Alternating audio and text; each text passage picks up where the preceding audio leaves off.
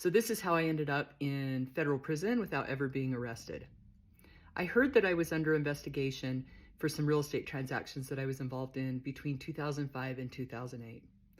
And the investigation, drug on. I went and hired an attorney because at that point in time, we spent every dime we had to try to fight this. The attorney told me, I don't think what you did is that big of a deal. I mean, banks were involved, everyone else was involved. And I wanted to hear that because the last thing I wanted to do is go to prison. I was terrified. Really what I thought is if I go to prison, my whole life is over. It's like a death. Only bad people go to prison.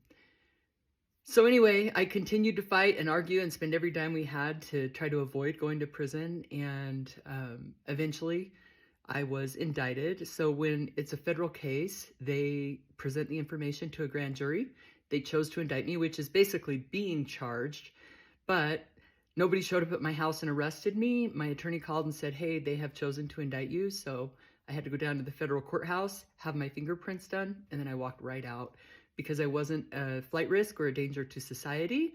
It was actually from that point in time, that was 2011, and it wasn't until 2015 that I actually walked into a federal prison. And I handled it as bad as I could. I didn't make a deal early on. I fought it, I argued, and I was just so scared.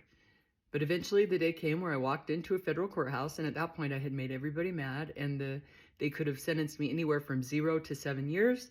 The judge picked 7, which I probably deserved because I had been so belligerent. And then I was given 8 weeks to self-surrender in Dublin, California, and my husband drove me to Dublin, California.